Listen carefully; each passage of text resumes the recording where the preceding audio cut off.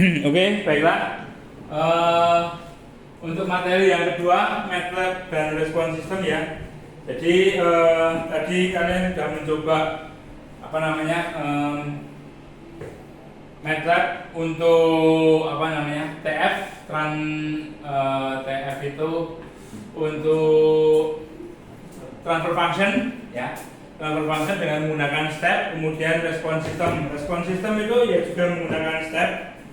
Ya, di sini tujuannya kenapa kok kita harus melakukan simulasi MATLAB dengan menggunakan respon sistem dengan menggunakan MATLAB, yaitu mahasiswa dapat mengetahui sebuah respon sistem yang nanti mahasiswa akan melihat respon sistemnya itu dengan menggunakan MATLAB dari komen MATLAB-nya, bukan dengan menggunakan Simulink. Kemudian mahasiswa dapat menjelaskan klasifikasi dari respon sistem, kemudian mahasiswa dapat menggambarkan dan menjelaskan dari sebuah respon sistem.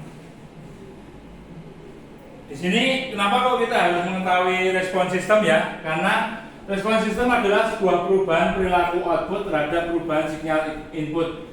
Respon sistem berupa kurva ini akan menjadikan dasar untuk menganalisa sebuah karakteristik sistem. Jadi kita untuk melihat sistemnya itu stabil atau tidak stabil itu dengan menggunakan respon sistem.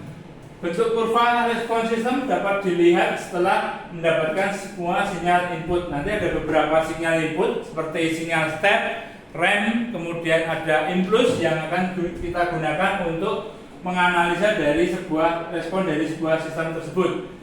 Ya, sinyal tersebut itu ada 3 ya, yang sebelum saya sebutkan tadi adalah impulse signal, step signal, dan ramp signal. Impulse itu berupa denyut. Denyut itu dia dari off, on, kemudian off lagi. Ya, sinyal impulse didefinisikan sebagai sinyal yang memiliki nilai 0 pada saat T0 dan nilai tak terhingga amplitudenya, kemudian dia 0 lagi. Jadi berbentuk kayak sebuah detak. Kemudian transformasinya dari impulse itu adalah Laplace diturunkan dari T sama dengan 1, dimana kalau T-nya ini unit T-nya itu adalah UT, sehingga impulse-nya itu dengan Laplace itu adalah 1. Kemudian setelah impulse ada step. Step itu adalah tangga. Maksudnya tangga itu sinyal itu dari 0, kemudian dia nanti akan naik, kemudian tidak 0 lagi. Ya, dia akan seperti tangga dari 0 menjadi 1. Sehingga untuk fungsinya matematikanya untuk sinyalnya adalah RT sama dengan A UT, di mana A itu adalah penguatan dari sinyal atau besaran dari amplitudenya, UT itu adalah unit inputnya. Sehingga kalau kita transformasikan menjadi Laplace, RS menjadi A per S. Kemudian yang terakhir kita menggunakan sinyal RAM. RAM itu kita akan menanjak terus. Jadi hampir beda dengan sinyal yang step. Tadi step itu hanya menanjaknya sekali. Kalau RAM dia akan naik terus. Sehingga fungsi RAM itu adalah fungsi dari kurva. Kurva itu dengan menggunakan 1/s². Jadi untuk fungsinya, untuk yang RAM itu adalah sama A UT ya, dimana A-nya itu adalah besarnya dari gradiensnya RAM, sehingga RS itu adalah A per S kuadrat.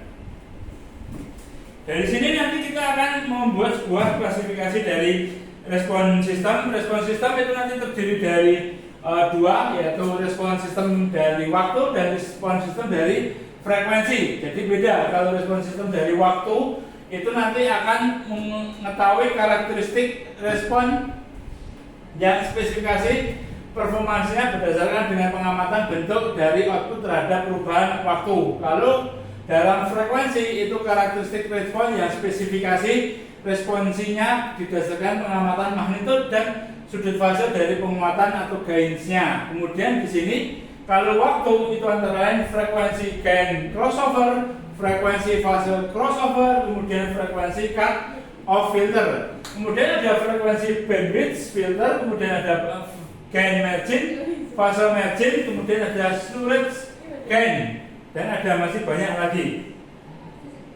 Di sini untuk step waktu ya ada 2. spesifikasi respon transient dan respon steady state. Di sini ada dua, maksudnya transient dan steady state. Steady state itu dalam keadaan tenang.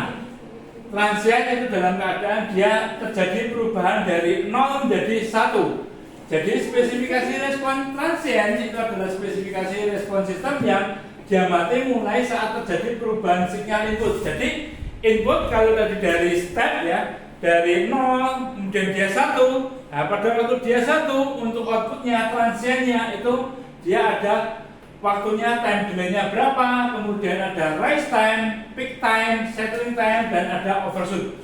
Overshoot tadi seperti yang mbaknya yang di belakang 0,5 jadikan bukan 0,5 tapi 0,5 sehingga gelombangnya memiliki overshoot. Itu adalah sebuah tanjakan kecil.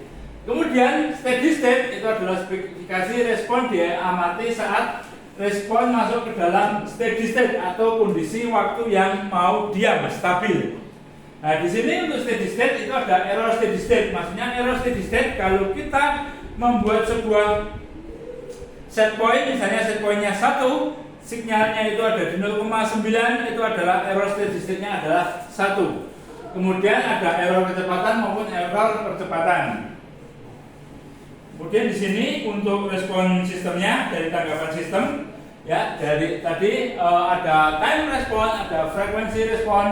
Kalau time respon ada transient, kemudian steady state, frekuensi respon ada magnitude respon, kemudian ada fase respon. Nanti akan kita coba dengan menggunakan MATLAB. Ya, ini ada soal, tapi soalnya tidak usah, kita masuk ke MATLAB saja. Oke. Ya, di sini kita akan memulai MATLAB-nya lagi. Oke, jadi kita akan membuat sebuah analisa dari respon sistem dengan menggunakan MATLAB. Jadi tadi sinyal seperti ini, misalnya kita akan ubah ya. Kita clearkan terlebih dahulu. Di sini akan kita clearkan terlebih dahulu. Kemudian kita hapus komen Windowsnya. Kemudian kita akan nulis lagi misalnya num 1 sama dengan misalnya kita menggunakan 5 kemudian 2 kemudian 0, atau misalnya 5, 2, 1 ya, 5, 2, 1 kemudian kok numnya 5, 2, 1, maaf, numnya adalah 1 kemudian kita titik koma denum 1 dan 1 sama dengan misalnya 5, 2, 1 kemudian kita titik koma, sehingga kita akan membuat sebuah SJS atau sistemnya SJS 1 sama dengan TF transfer function dari num 1, dan 1. Kemudian kurung tutup, kita enter. Di sini akan terlihat bahwa sebuah transfer function continuous time ya, numnya transfer function-nya adalah 1/5s kuadrat ditambah 2s plus 1. Tadi di dalam respon sistem itu ada namanya step. Kita masukkan step. Sebelum step kita buat figur dulu ya, figur nomor NIM kalian 2023 berapa atau 2000 berapa nomor NIM kalian. Setelah figur kita kasih titik koma biar dia tidak, oh ini kita close dulu figurnya, kita ulangi figur ya, kosong ya. Kemudian habis itu kita membuat step, misalnya step SJS 1 ya, kita akan melihat SJS 1 ini fungsi dari sebuah sistemnya. Bisa kalian lihat fungsi dari sebuah sistemnya bahwa sistemnya rise time itu adalah waktu naik. Jadi Di sini waktu naik dari 0, dia akan menuju ke set point-nya adalah 1 sebesar kurang dari 5 second. Itu adalah waktu naiknya. Kemudian setelah 5 itu gelombangnya akan mengalami sebuah lonjakan, ya. Tadi tidak langsung stabil datar, tapi dia akan mengalami lonjakan. Lonjakan itu dinamakan sebuah overshoot. Jadi overshoot itu merupakan sebuah lonjakan. Kemudian steady state pada waktu dia setelah lonjak kemudian turun mau stabil, itu adalah time steady state. Kemudian error steady state-nya itu sekitar 0,1. Ini adalah fungsi dari step. Kemudian dari sini kita akan mencoba selain step adalah impulse. Impulse SJS 1, kemudian kita enter. Oh, salah. Impulse tulisannya seperti ini ya, bukan impulse tapi impulse. Oke, ini adalah impulse. Jadi kita bisa lihat di sini impulsnya.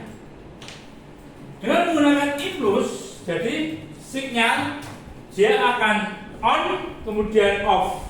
Kalau step dia dari off kemudian on selamanya. Kalau ini on kemudian dia akan off.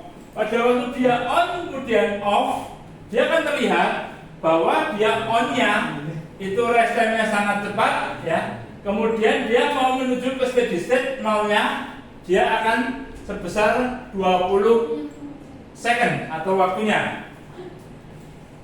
Selain impulse yang terakhir itu adalah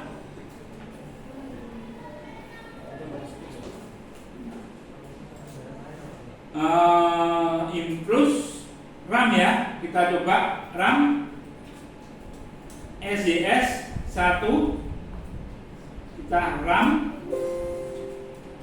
ODEM.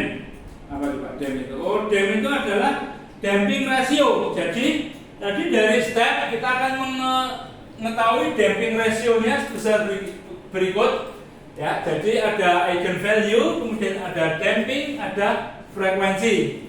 Kemudian kita bisa lihat dari border plotnya juga, kita ketik figur misalnya 1 untuk border plot ya, kemudian kita tulis border SJS 1 enter. Di sini akan terlihat bordernya sebagai berikut. Border itu digunakan untuk melihat respon sistem di frekuensi. Tadi yang pertama kita mengamati sebuah respon sistem dengan menggunakan waktu. Sekarang kita akan mengamati sebuah respon sistem dengan menggunakan frekuensi. Bisa kalian lihat bahwa tadi sistemnya dengan menggunakan waktu terlihat stepnya overshoot. Kemudian dengan menggunakan Booth diagram kita bisa mengetahui bahwa fase dan magnitudenya seperti berikut ini.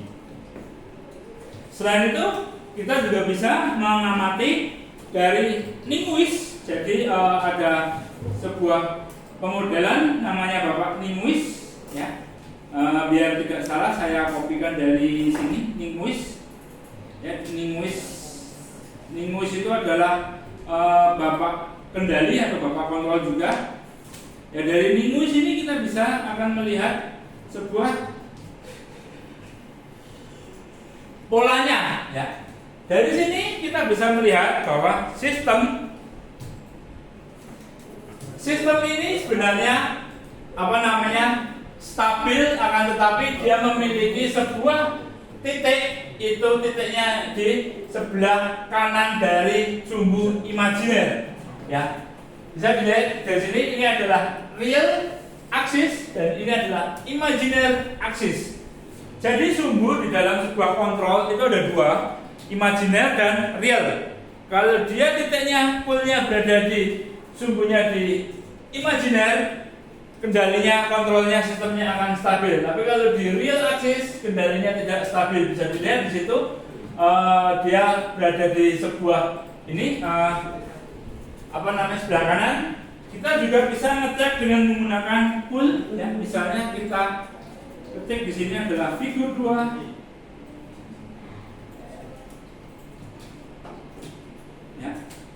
figur 2. Di sini kita misalnya dengan menggunakan pull 2. Kok pull 2? Pull SJS 1. Di sini kita bisa lihat ya, pulse. Jadi sistemnya pulse-nya rupanya berada di negatif, akan tetapi dia si imajinernya itu ada yang positif juga. Ya. Kemudian yang terakhir itu adalah sigma, SJS 1 sigma.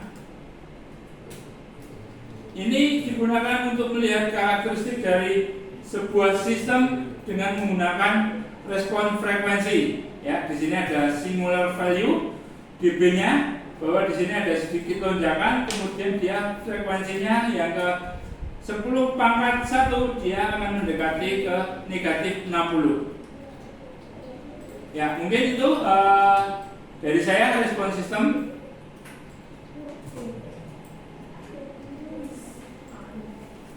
Ada pertanyaan?